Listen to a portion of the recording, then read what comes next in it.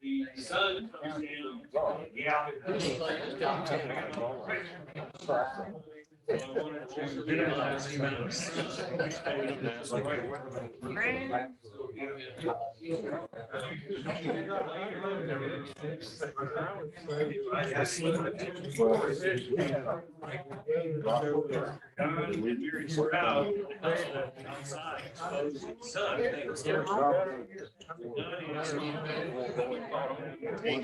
Our rotation.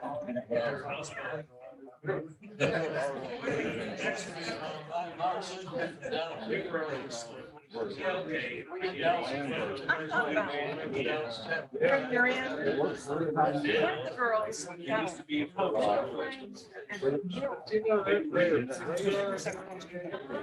That's what it is. Yeah. And I just there's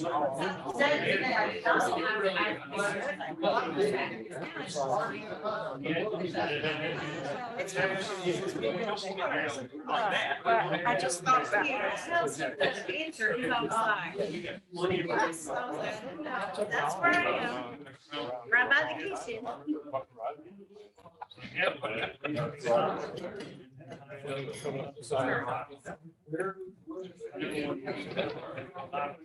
I was talking about what project now. My mother was. When I was watching.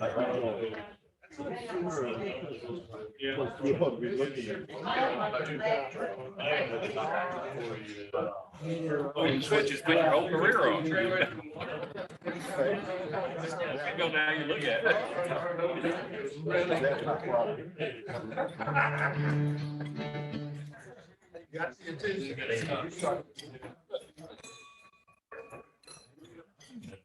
Good morning. Welcome to the Rotary Club of Greater Huntsville. We're glad all of you are here. Big welcome to you who joined us in person, and also a hearty welcome to our colleagues who are joining us via Zoom out there in the virtual land. We have a great program today. We're really pleased to have with us Matt McCutcheon, who's the Speaker of the Alabama House of Representatives. We look forward to Matt's comments later in the program. But first, Bill is going to lead us off with song. All right. I woke up this morning, I thought, I don't remember flying into Phoenix last night. It was something else, I'm gonna tell you. This song is from Marsha Dead Stone.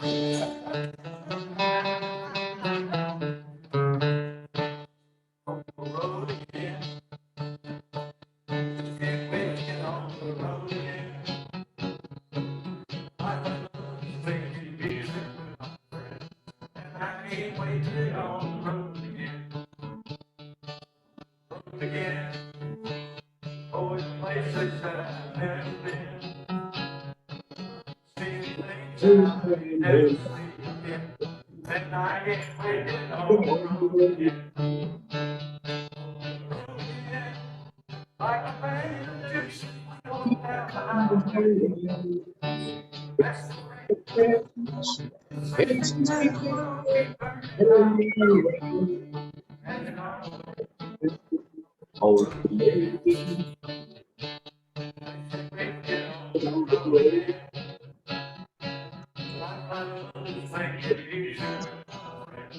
And I can't wait to get on the road again.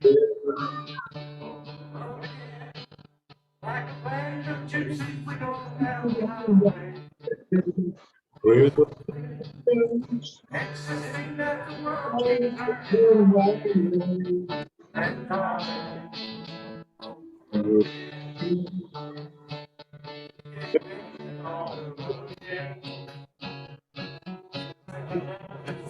music with my friends. And I can't wait to get on the road again.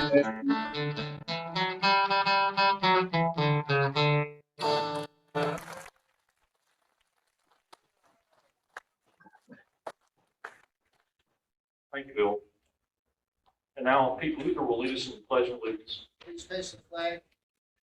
I pledge allegiance to the flag of the United States of America and to the republic For which it stands, one nation under God. indivisible and justice. Todd Kirk will lead us in prayer.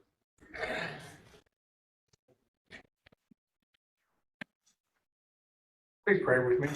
Father, we thank you for the wonderful gifts and the challenges every day that we get to face and head on, Father. And we just ask you to give us the opportunities to keep on serving our community and providing what we need to provide those people in need. Father, I ask you to bless those that are not with us today, those that are in need of your loving touch.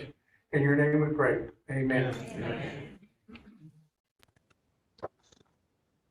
Thank you, Todd. Please enjoy your lunch. We'll be back with our program in just a few minutes.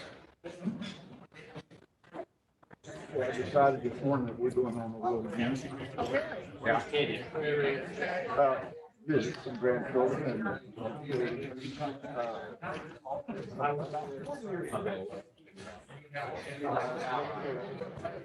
This is getting embarrassing. Both of you all together again. You got a picture, please. I got to hang out. It's hard to hang out anywhere. It's hot. I wish I had a cushy come job. I know, wouldn't that be nice? It's cold too. It's cold. Yeah, it's right here. Oh my goodness. Thank you so much for the emails and the correspondence.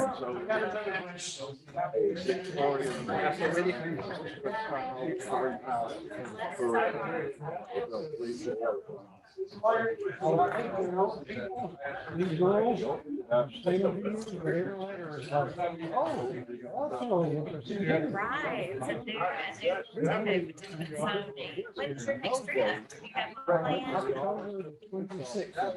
Oh my gosh, okay, so I need to start getting some stuff. Yeah. So now I need to know what works, what didn't work, will work, what will work better, what I can do to help you. 'Cause I know it's a huge burden. And,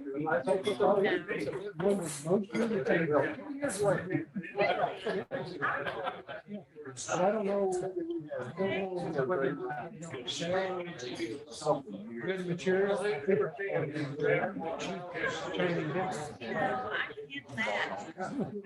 Me and Amazon, we're like, Every day someone shows me. yeah. The UPS, I'm sorry. Yes, that's what Todd says. The garage is so full. He's got recycled cardboard. He goes.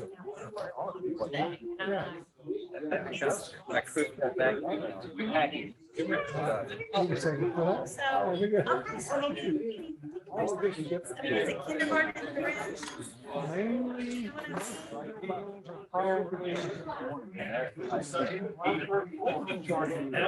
That's not how we sell ladies. I'm just saying, that ain't a thing. So, we talking kindergarten. That's all I heard. You can't get Okay, so preteen. Okay, so okay, preteen. I got it. That and good, good eating. Yeah.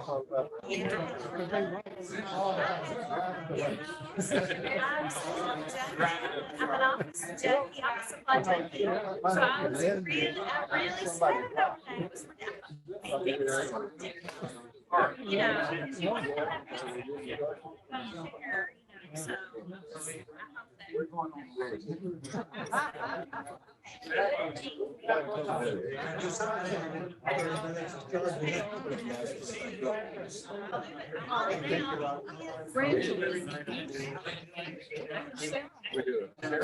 We're doing a box.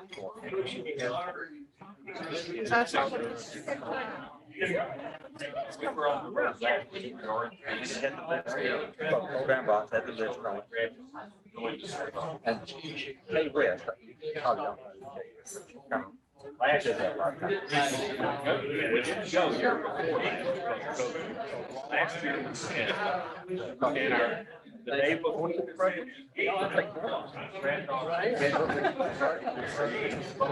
Line box. You get a package bunch of regular girlfriend. They didn't have. Do that? Yeah. You get your toys. Well, that's what we are. Colorado to West Virginia and Virginia.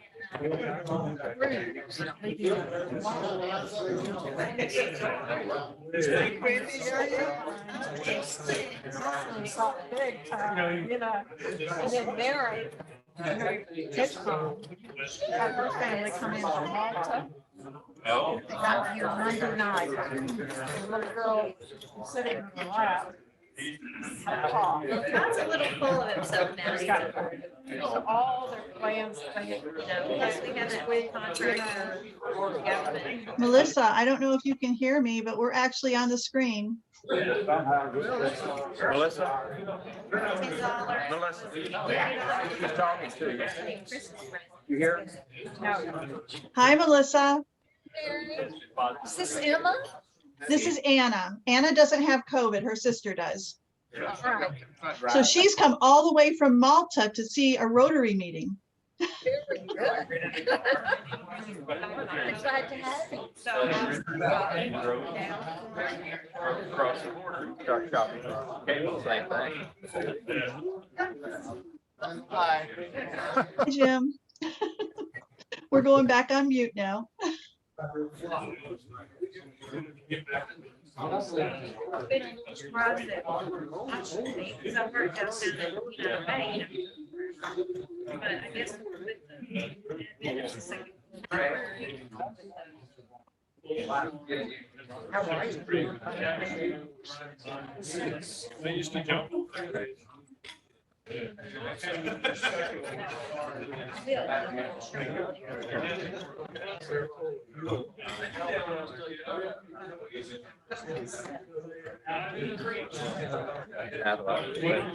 help them. They help them.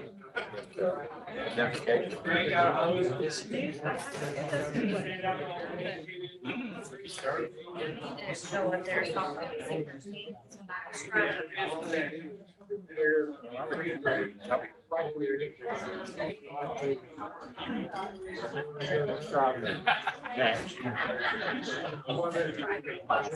Kind of like this. I did. Jealous. This is 3 years. And the little one wasn't there. Because he wasn't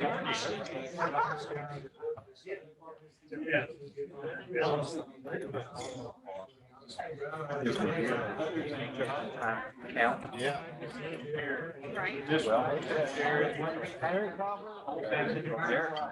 Johnny is standing there, his grandson, standing on her right and left. The oldest granddaughter is about that much shorter than Johnny, and the grandson's about that big. Now, they both just tower over her. They had to stand behind her.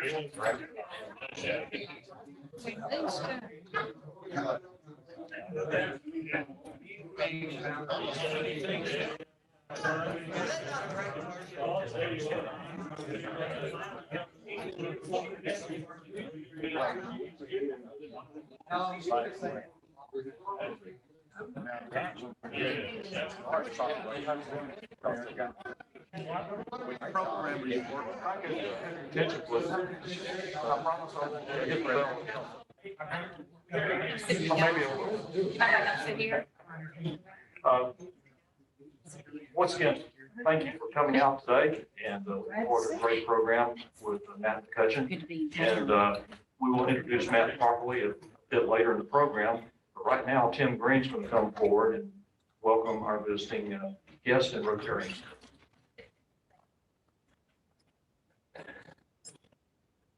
Join me in welcoming our guest today. If you stand when I call your name, we've got visiting Rotarian Robert Barnes.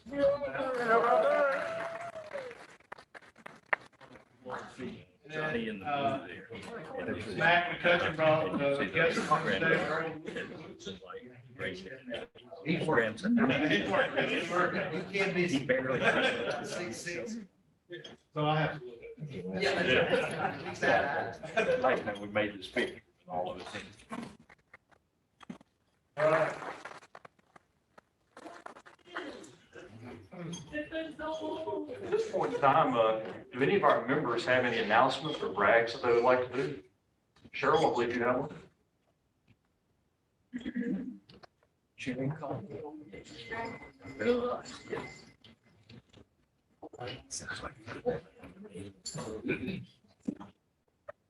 It's such perfect timing with the speaker here because he is such a strong supporter of our respite program here in Huntsville.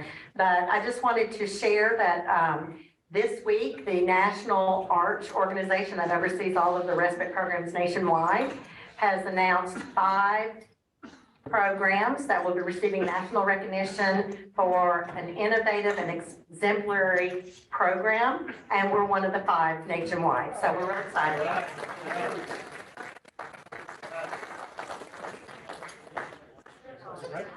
And coming up this Saturday, we have our monthly cleaning of the Veterans Memorial. Cliff is going to tell us about that event. All right, gang, as we all know, one of the things that we do is on the last Saturday of every month, we go down to the Veterans Museum down here or museum to the park. And we clean the park benches, wash all that bird stuff off of it and park benches. And we clean it all up to make it really look good for our guests that are coming through town. Now, more importantly, let's remember why we're doing this. This is not because it's just a Rotarian project, but remember, this is also the mentorship that we're doing with Boy Scouts.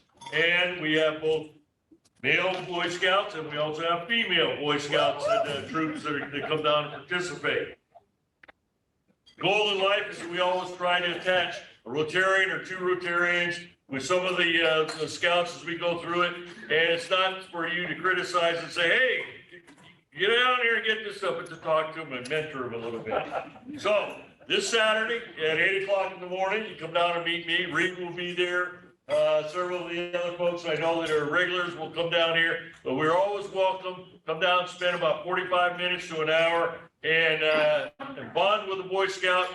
And then also, we also do a community service project and getting our monument down here cleaned up. So any guests that are coming through Huntsville will see an absolute sparkling park area down there. So looking forward to you. You don't need to call me and say you're going to be there. I'll just call you and say, why aren't you there? All right, there we go. Thank you, Cliff. Ron? I bragged that yesterday I celebrated 33 years with my wonderful wife. He got it right.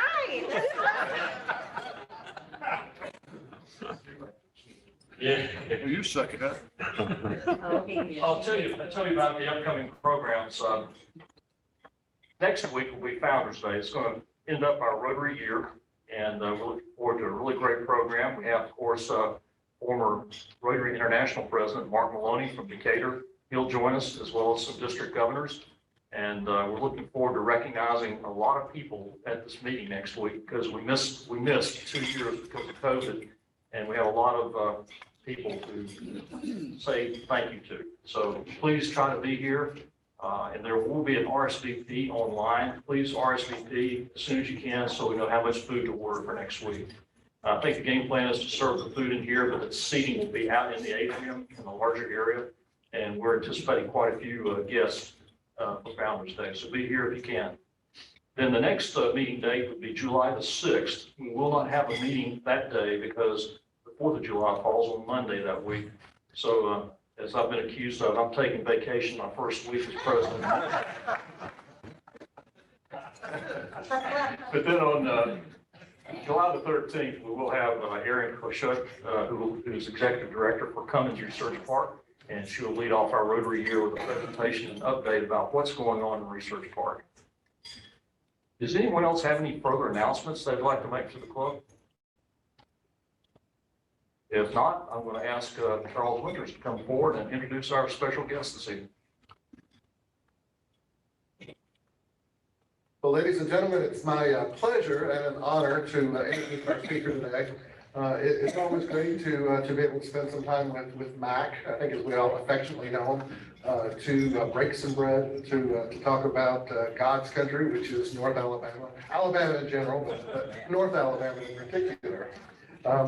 And I never knew your full name. I'd always called you Mac. Chester Clarence McCutcheon III. Is the Speaker of the Alabama House of Representatives. He's a Republican, was first elected to the state legislature in 2006. He was elected Speaker of the Alabama House on August 15th, 2016, and re-elected January 8th, with his term set to expire later this year, November 22nd. Thank you for your service.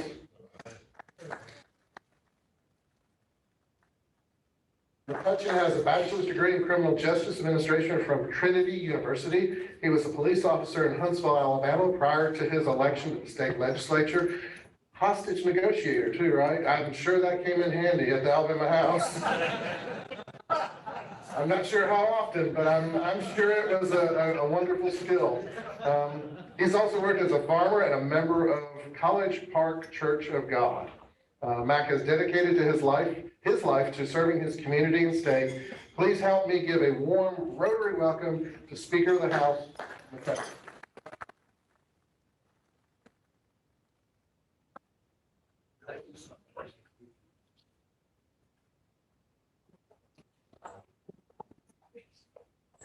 Well, let me say it is an honor to be able to speak to you today, and I could go many different directions here today. I think we're going to leave some time for questions. I'll try to have you an answer. If I don't, I can get you the answer. Give me some time. But let me say that it has really been an honor to be able to serve in the Alabama House of Representatives. Come November will be 16 years. I never went into this position to climb a political ladder. I never went into it to make a career out of it. It was just all about wanting to serve and do some things for our community and our state. And it's really been a blessing. You as Rotarians are a great example of our public service when it comes to our state and our communities. You serve with your heart. You have a servant's attitude. And I've had the opportunity to speak to many Rotarians and Rotary groups around the state. And it's all the same, always good attitudes, trying to work together, trying to do some good things for our community. And one of the things that I've done as Speaker, as you know, when I came in as Speaker, we were in some very, very difficult times. I didn't really think that much about it because after you get into the role of the job, sometimes, you know, you forget some of the details. But when I took over the gavel as Speaker, you know, we had the former Speaker was convicted on ethics violation, and that was the top news of the day. The House body was very fragmented. People were frustrated in the House body, representatives and the Senate. They were all frustrated, void of leadership. Then on top of that, I had, as my former job before being elected as Speaker, was the Rules Chairman. Well, under our rules at that particular time, the Rules Chairman receives any kind of resolutions that come through the House. Well, at that particular time, I had a resolution to impeach Governor Bentley at that time. So we had the Speaker issue, then we had the Governor's issue that was going to have to be dealt with. If you'll remember, the Chief Justice for the state of Alabama had also been removed. And then on top of that, a little later on, the leader of the Majority Caucus was convicted on a felony. So we were in a mess, just to say it bluntly. There was a lot of distrust from the people. You know, most people don't trust politicians anyway, but in Alabama, it was really, really going in the opposite direction. And so we had to come together and we had to set some goals for ourselves. We had to try to get our integrity back online and start working and do what we were elected to do. And that's what I told them. I said, what I'm expecting of you is to be a servant of the people that sent you here. Never forget about the district that you come from. Don't get so involved in Montgomery politics that you forget where you came from. Remember the people that sent you here. Remember the needs that you are there to represent. You are their voice. And I said, then we can all come together and we'll do the business of the state. But I said, the last thing that I want to hear from you is that, Mr. Speaker, I need to do this so I can get reelected. I said, that's not a servant's heart, that's a politician's heart. And I've kind of used that as a mantra over the years to tell members, hey, keep your servant's heart about you. Do what's right. You're elected for a 4-year term. Do the very best you can in that 4 years. And then if the people want to send you back, they'll send you back. And so the body is working really good. We've done some good things in the state, and it's not because of my credit. It's just because of the membership. They got their focus right, and we're trying to do good things for the state of Alabama. I'll touch just a little bit on the political climate that we're in. This is an election year. When it comes to legislative work and things that need to get done in the legislature, with the political election year hanging over your head, that seems to always be at the top of the list. Honestly, to my surprise, this last special session that we had going into the May primary, it was a very, very productive session. We had a very good session. We were focused on the issues that we needed to focus on, and we came through that. Then session ends, politics begins, and members go back to their districts and they go to work. I was sharing with Jim a while ago, there's some things that are coming when it comes to our political landscape that's really frustrating and makes me a little nervous because of the fact that we have got a climate now in Alabama where we've got a lot of out-of-state interest groups that are getting involved in our state elections. Money flowing in from states all over the country. You normally would see some of this influence in federal elections, and that's almost a norm. These PACs and these other state interest groups coming in on federal elections, but for it to get as involved as it has in a state election is something that we've never seen before. And it's a little unnerving to me because we've got a lot of big money that's coming in that got involved in our House races, got involved in our Senate races, and our state office races. And it's going to change. It's going to change the way we do business in politics. When you've got groups from Virginia that have organized groups and they come in almost like a ghost PAC, and it's hard to track down who the contributors are and where that money's coming from, and they bring up an issue. It could be abortion, or it could be any issue of gun rights. They come in and they bring all this money into the state and they start blasting these candidates on that, and you cannot trace back and find out where the source of the money is. It's disturbing to the state entities that are contributing to campaigns. They're disturbed from this as well because it messes up, their game plan for their candidate, but it's also can be very detrimental to the state because some of these things that are coming in, if they're telling lies and they're not being truthful about the issue and everything, who do you go to? And it's a ghost train out there. And it's hard for the John Q voter out there to try to identify what's truth and what's not truth. And honestly, people are just getting sick of this kind of politics. Me personally, I don't like politics. I know that sounds crazy, me being 16 years as an elected official. I love the legislature and I love the legislative process and I love working for the people, trying to make our state a better state.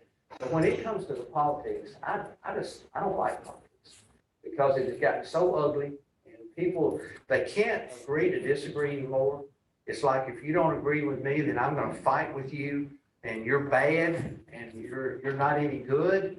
And it's getting to a point where it's very, very frustrating. But I say that to say that we had, there's 105 members in the House. And we lost some incumbents this year. There were various reasons why that happened. We in the election before, we were 100% on our incumbent protection. And from a leadership perspective and our campaign team, well, we look at each legislator, we look at the way they've represented their district. We look at the way that they work with other members in the House to try to accomplish things. It's not something that you have to agree with everything the speaker wants to be approved. It's about the process. And if you're working in the process and you're trying to represent your district and you're making some good decisions and you're supporting some good legislation for the state, then we try to support you. And we, ask for people to send some dollars to them, try to help them. Well, in this process, this year we had some folks. There's a libertarian group that is growing very strong in Alabama now. There was some groups that came from out of state that actually recruited some people, and they had some big money behind them. They recruited people in state, but yet they had big money behind them. And some of this had some influence in some of our incumbent races, and we lost around a total of about 6 incumbents in the process of re-election. Then we had some runoffs last night. We had 6 runoffs, and we were able to win all of those runoffs that we had. So the election overall turned out good. It's not perfect, it's not 100%, but it was good. I think the state has elected some good people to go to the November election and let the voters decide who they want to send down. But there's good people that'll be on that November ballot to help us move forward. The Senate had 1 race that was elected by 1 vote. 1 vote. Can you imagine it? Down there in the Lee County, Auburn area. And so that has yet to be dealt with in the party and primary to see how that goes. But we'll see. But there were some very close elections moving forward. But I think you've got a good group moving forward. Let me touch just a little bit on the House and what we've been doing in the House.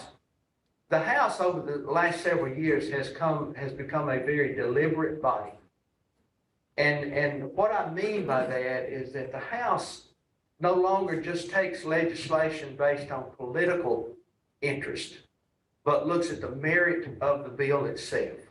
We've even taken bills and pulled them off of the House floor that had already gone through the complete process of committee, approval in committee, going to the Rules Committee, getting on the calendar, making it to the floor, getting ready for a final vote on the floor. And we've had bills that's actually come to the floor.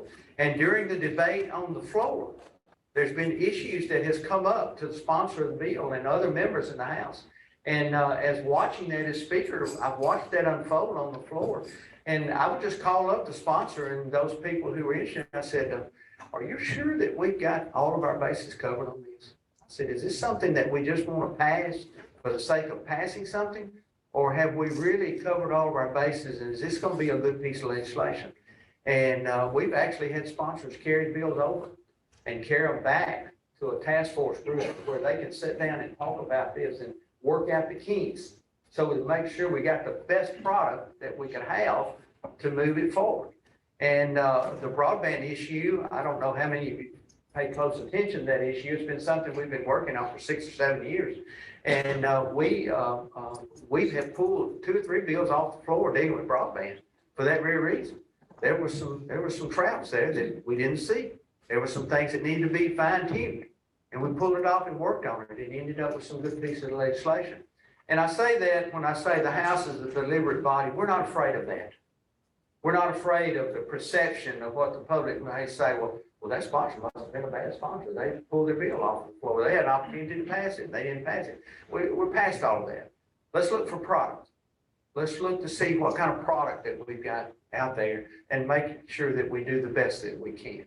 I've never seen a perfect bill.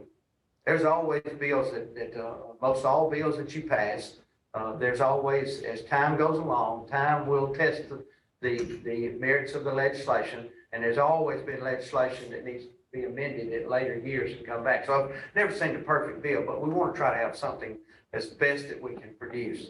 And in doing that, being that deliberate body, we've done some good work. We've worked on the legislative process. We've worked on the budgets. We have worked on education and mental health. And we've just done a lot of good work by doing some deep dives and not rushing through and passing something just for political intentions. We had, when I referred to this last session being a good session, we saved the taxpayers about somewhere close to 170 million plus in tax credits, business privilege, small business privilege license taxes. We went back and took some dollars that we had that we were able to give credits for. And the reason that we had those kind of dollars, two reasons. One, as you know, because of the pandemic that we were under with coronavirus, we had dollars out there that was sent into the state. We were dealing with over $1 billion that had been sent into the state on the ARPA that was going to help us with some of the issues that we had to deal with and prop up our budgets. But beyond that, because of some work that was done in the general fund, we actually had been saving money in the general fund. And because of some changes in the Medicaid program, we were saving money on the Medicaid side, which did not allow an expenditure of the general fund to go over there. We were able to keep some more of that money. And we had needs where we could have spent some of this. And this is over a period of 3-4 years now. But we were saving money in that general fund in anticipation of a bad day and making sure that we had money to cover our budgets. Well, all of a sudden, we went into this year in our budget and we had close to $400 million in excess in the general fund. And Cheryl knows this very well from the struggles we faced through that general fund. That was unheard of. That was just, we couldn't believe it when we looked at it. It came from internet sales because a lot of people now were shopping. Because of the COVID issue, they were not out shopping at the stores. They were buying it and having FedEx delivered to their door. And all of this just fed into each other. We had savings that we had been working on and saved. So all of a sudden, we go into a general fund and we've got extra money there. And it was very timely because if you'll remember, we had to go into a special session working on the prison issue. And the federal government was breathing down our neck, telling us that we had to fix the prison problem. Well, thank goodness. We had monies available that we could start moving programs forward in that, which was a huge help for us. Then we had mental health issues that we needed to be addressing. So the general fund was in good shape going into this session. Then on top of that, we had an education budget that was beginning to see some savings from what we had done all the way back into 2010, 2012 was what we call the Rolling Reserve Act. And that's where we quit budgeting on previous year's returns and estimates, and we started running an average over a period of about a 15-year program of what that average should be. Over 15 years, the highs and the lows, and what did that average come out to be? And let's base our future budgets based on that long-range estimate. We had gotten to the point where we were going to have close to $1 billion, with a B, $1 billion put into that education budget. Part of it going into that technology fund, part of it paying off debt and rainy day issues. But the education budget was flush. Over $8 billion education budget, which was the highest ever. And the reason for that was because we planned ahead and put good legislation in place so we could manage the dollars more like a business. Government will never manage money like a business, but we were trying to use a business model to move us forward. So here we are. We go into a session, and I was the chairman of the National Speakers Conference during the COVID year. And we were on the phone every week talking. And some of the speakers all across the country, they were just envious of us. As they said, Mr. Speaker, how in the world?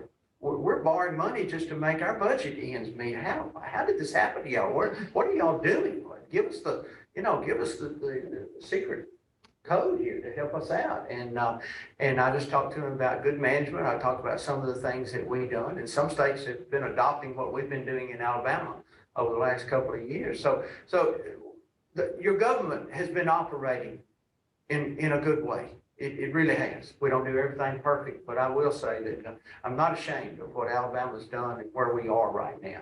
I hope we can continue that and continue the work we've done. We worked on things in education like the Literacy Act. The legislature, and I could talk for another hour on this, but I don't want to get off on a rabbit trail here, but education is not always about just having more money to put into it. The product that we're producing in our children, we've got to do better. We've got to get more education initiatives into the classroom. And teachers today are dealing with so many different issues.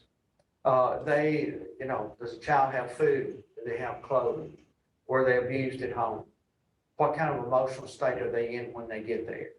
Bullying, social media, all of these things are playing in, and the teacher has to do an 8 days work just to get the child ready to where they might be in a position to learn something in the classroom. Our society needs to get a grip. It really does. The better schools in this state come in where you have communities, to where you have parents that are involved in the process. So it's obvious. Now, a lot of people don't want to hear that. And that's not something that you can go on the front page news and say without just getting lambasted by people. But at the end of the day, that's what's happening in our state. So how can we do better with our communities? But yet we've also got to look at the product, and we got to start with the classroom, the teacher, their literacy. Are they ready in 3rd grade to be able to read? Then we also took another step forward and we started looking at the Numeracy Act, which deals with math.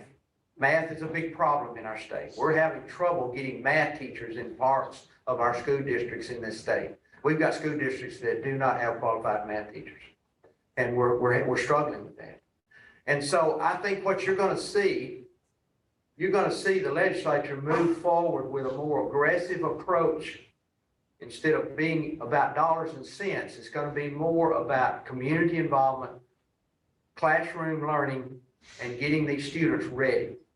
We've spent a lot of money on the tail end when it comes to higher ed, but we need to be spending that money on the front end. And we've got to get that focus going. And this is kind of a pet peeve of mine, and other legislators are down there. But in the future, I'm going to be back home, sleeping in my own bed and hanging around the community more, but you're going to see more of that coming out of Montgomery. We dealt with retirement for our teachers because of recruitment. We were able to pass the Tier 2 bill for that. We dealt with the constitutional carry issue, the concealed carry issue. That was a big deal with a lot of people in this state. Alabama's a huge Second Amendment state, and I don't apologize for that. And there was some real issues that we had with pistol permits and regulation of it, and database as far as forbidden to carry, people that could carry guns that were forbidden to carry. We cleaned up a lot of that stuff in that concealed carry bill that we passed. I don't believe all this negative stuff you may be hearing. That was really a good piece of legislation. The law enforcement community out there on the street, they need to know who is a legitimate gun carrying individual and who shouldn't be carrying a weapon. And we've got a good database in place that's going to be moving forward. We funded that. Redistricting, that was it's always a hot topic every time we have the redistricting every 10 years. We stood firm on the redistrict lines that we drew. We drew them according to what the court's rulings was from the previous redistricting. And rather than come back and try to redo that when we were sued, the leadership and the legislative body said, no, we've done a good job on that. We're going to stand on it. And the court gave us a stay. It'll end up in court. Yes, it always does. But the court gave us a stay, and we were able to move forward with these elections based on our district lines that we had. Workforce development, I want to touch on just one more thing. I don't want to bore you to death, but how many of you have heard of the Innovation Commission? All right. The Innovation Commission is a group of business-minded leaders in our state, as well as legislative leaders in our state and the governor. And what this group does, it comes together to look and evaluate our economy in our state and see how that we can be innovative with new techniques, new technologies, new hiring practices, and grants to help small businesses get started in our state. And it is really doing some good work. We're looking at the state as a whole. Here in our area, we're blessed. We're blessed. We've got a great community, an educated community, innovative, technology. I mean, but I'm gonna tell you something. When you go and sit in Montgomery and you look at our state from the Montgomery perspective, you would realize just how really blessed we are here. There's areas of our state that need jobs. They need innovation. They need some practices put in place to help some of these areas grow. Because we can't just allow some of these areas that are poor in education, high unemployment, huge draws on government programs. We can't allow that just to continue. We can't forget about that. We need to try to use our state, using outdoor recreation, all the resources that we have. And this commission is really doing a good job. I would encourage you, as a business person, as somebody in Alabama, to pay attention to what this commission's doing, because they're really doing some good work. So those are some of the things that, that we're doing here. I've enjoyed serving as speaker. Like I say, I'm just an old country boy from Tony, Alabama. Had to pinch myself. I tell people I'm not the sharpest tack in the box. I know where the sharp tacks are though, but I'm not the sharpest tack. And try to bring all those sharp tacks together so we can accomplish some things. One of the things that because of my dear love for the legislative process, and I'll close on this little story. I looked at that body, and as I look in that chamber and I look at all those members, you try to learn who they are, their families, how many children do they have, what kind of jobs do they work at, what do they do, and sometimes you get in debates and you're thinking to yourself, what is this legislator thinking? What are they coming up with some of these comments they're making, some of these ideas? Bill, I look at some and I think, they need to hear a song or something today. They're so mad and they're so frustrated, and this is a good piece of legislation. Why are they fighting against it? Well, it got to bother me so bad. I started traveling the whole state, and I started going into all of these members' districts. And I would find me a country store at an intersection in a rural area where I saw a lot of trucks or a lot of people, or I'd ask somebody, where's the hangout place for this area around here? And they'd say, well, go down there to the Jiffy Mart, corner, Highway 231, whatever. And go down there, and there's a bunch of folks that meet down there, and they have a cup of coffee in the morning. Learn a lot down there. Well, I would go down there. And of course, they're looking at me like, who's this guy? He ain't from around here. And, always kind of stand off looking. And I'd basically walk up, use myself, talk to them. I said, y'all, you legislate? Some of them would, some of them wouldn't. But I began to realize that the people I were meeting, that I was meeting with and talking with, they were just like the legislator that I saw coming down that was at the podium arguing a piece of legislation. And I thought to myself, well, this is it. This is the way it works. So it helped me start understanding everybody better, and it helped me start trying to bring everybody together so we could try to get something accomplished. But it has been it's been a blessing to serve the members. You got some dedicated folks. You got some politicians in there, but you also got a lot of dedicated representatives that will do good for the state. I'll tell you a story. Well, I'll say that one for another day. But Governor Ivy and I have become great friends. I think the world over. I supported her. She cares about this state. She's not afraid to tackle an issue. I saw that in the Rebuild Alabama. And the story I was going to tell you about the Rebuild Alabama, that was the gas tax. And as you know, That was one of my platforms from the very first election in '06. When I got elected, I started pushing to try to help our infrastructure when it comes to our highways and our roads, because I knew what was coming. And we're seeing it today. And I'd always been a big proponent of that. And we were trying to build our infrastructure on 1992 revenue. We had not addressed our state revenues since 1992. And we were running out of money. Had new business come in, we kind of borrowed Peter to pay Paul, just to try to add a 4-lane or add a turn lane or whatever we need to do to get that business in here, and it was killing us. We were crushed. And so anyway, I was working with ALDOT, but I remember one time I was in Athens, we had a legislative event, and several legislators were talking, and I had a bill. I had the first bill for the gas tax. I'm not ashamed of it. And I had that bill, and I, promoted my bill that night. Well, there was a group over in the corner, and there's probably, I don't know, 70, 80 people there at the library. This guy stands up and he said, I've got a question for Representative McCutcheon. So I stand up and he said, Representative McCutcheon, we heard about your gas tax bill, and I just want to know, are you ready to give up your House seat over this bill? Well, the question kind of caught me a little off guard. I wasn't expecting that.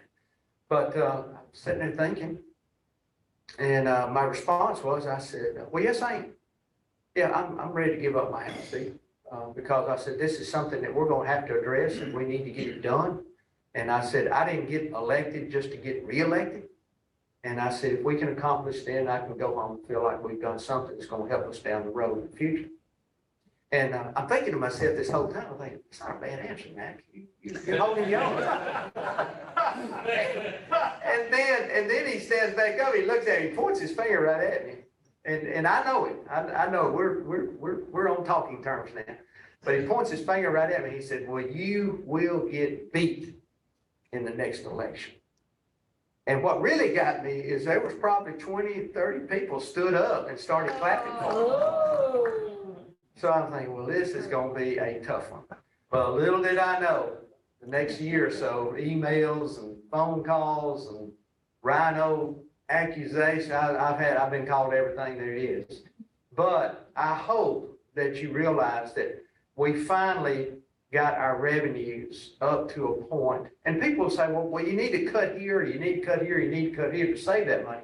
We had cut close to $1 billion out of state funding.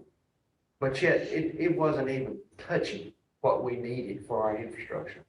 And so I hope when you hear somebody that's just railing against the gas tax, just remember, hey, all we were trying to do is get our revenue stream back up to where we can take care of the demands that we're going to have in this area and the state on our roads. And thank goodness, we're not where we should be, but at least there's hope for us now.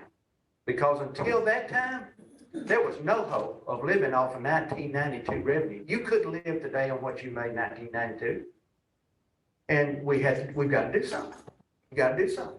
Everybody wants curbs, street lights, and sidewalks, and proper drainage on their roads, but nobody wants to pay for it. And that's kind of where we were. So, all right, with that, Jim, I know I've taken a lot of time. I'll take some questions. You take some questions. I'll be glad to. Anyone? Yeah, I got a question. Thanks for coming out and talking to us, speaking. Sure. You mentioned about the outside influence coming in. We've seen that a lot. And I was getting postcards about the constitutional carry, and it was addressed from outside the state. What is the legislature doing now to ensure that the people of Alabama voice is heard over and above what outside influence is bringing? At this point, we haven't done anything. But there will be, I'm confident that there will be something done. I think that we're going to have a campaign elections task force that's coming from that committee that's already in place. They'll be working because they're already talking about it. Because the thing is that say what in a campaign race in our climate today, political climate, say what you want to about me. Criticize me as you want to, but yet be man enough to stand up and identify who you are and tell me where your money's coming from and who's supporting you so that we can run the traps and see, is it true? Is it not true? And the voter deserves that. The voter needs to see if this information is true instead of somebody from Virginia talking about the lack of response of the legislature on abortion. And that happened during this campaign. I'm gonna tell you something, Alabama has done more when it comes to protecting life. We compete with every state that is out there at the top of doing that. And for a candidate to get criticized on that, that was just a political ghost trail trying to destroy somebody's character. And we need to fix that. So that's where we are. One more question. What is the legislator doing for the post Senator Shelby here? So, well, position is after Senator Shelby. Well, I'm gonna make a comment here because this is just a personal comment of my personal opinion now. I'm not speaking as Speaker of the House. We have, hopefully, we have Congressman Adderhope, who's on Ways and Means Committee in Congress. Hopefully, he will be in a position to provide leadership when it comes to the funding that we're gonna miss from Shelby when he leaves. As far as our senators, we're gonna have some junior senators that's gonna have to build up some time. They're gonna have to build up their relationships. When you get up into, and it's in any, whether it's state legislature or federal government, there's this seniority issue that always flows. You've got to build relationships, and people got to have confidence in you. They got to know that you'll do what you say you do, or you're trustworthy in what you do. And through that, you start moving up the ladder of leadership. And we're going to have 2 junior senators that's going to have to build that. And that's where we are. In Congress, I would hope that maybe Congressman Adderhope may be able to fill some of that role. Very interesting information about the gas tax. But now as the technology is evolving to electrification of automotive resources, the gas tax is going to be problematic. It won't provide the resources that you need to maintain the transportation infrastructure. So what's the plan? Well, the plan is, of course, right now, there's got to be some regulation on these electric vehicles, for better lack of terms. We all understand. There's got to be some regulation on the vehicles themselves. We've got to come up with ways to make the vehicles safe. You've got to have insurance companies on board that's going to be willing to insure the vehicles based on the technology that they're providing. All of this right now is in the making. There's legislation that's being worked on dealing with maybe the foundational things, dealing with electric vehicles. When it comes to the revenue stream and how we will receive revenue stream, that's yet to be decided. It's down the road. We're just not there yet with that because there's some other issues that got to be tackled first. Excuse me. I remember back in the 90s and early 2000s, the push for every kid to go to college. And the trades suffered a great deal because the skilled labor or skilled technicians weren't available. And I just, this morning, there was an article in the Wall Street Journal that talked about apprenticeship programs and actually mentioned Toyota Mazda here in Huntsville. And is there, you were talking about education, is there, as part of this, a plan to increase the number of apprenticeship programs or at least, tech training programs, et cetera? Yes, and that is a great question. I didn't touch on that, but in the education budget that we just passed, we supplemented the community college, junior college system for those very programs. We've got industry involved now, and it's taken about 10 years, and it had to come. We just had to make a shift. Everybody, going to school is not necessarily going to go for a 4-year degree. We need a workforce, and we had so much to offer here in this state, from everything from welding to electricians to construction work, and all of the industry folks. And it just didn't happen overnight, but they are really on board now. And Chancellor Baker has got a great program moving forward. As a matter of fact, I had a meeting, a few weeks ago talking about this very thing with him. And some of the funding that was provided is to create these programs and get them off and running so we can continue to supplement our workforce. Toyota Mazda is one of the big ones that's helping us, especially with the robotics and the work that's being done over in our county campuses. Yes, ma'am. I just want to say, I know every time a politician makes a decision, they're going to make someone mad. It's just inherent of a decision maker, but I just want to thank you. If there's no more questions, just thank you for your service to our community and to our state. I don't think people realize just the amount of time and dedication that a good leader puts into that position away from their family. And I know you did not run for reelection.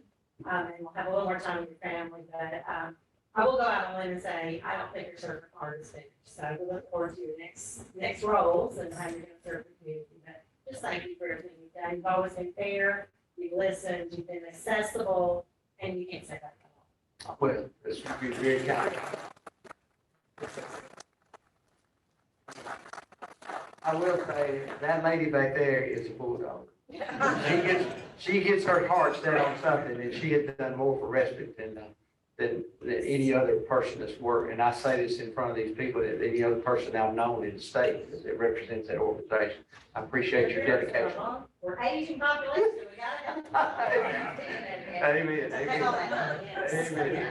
All right. That's true. Well, thank you. I appreciate it.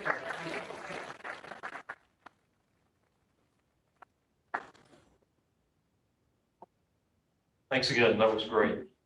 With that, if you would please rise, we'll close the four-way test. Rotarians, of all the things we think, say, or do. Number one. True. Second. Third. And beneficial. And fourth. Be beneficial to all concerned. Have a great afternoon. I'm glad to see you. You're now become a regular 2 times in a row, and you are a regular. Congratulations on the 33rd.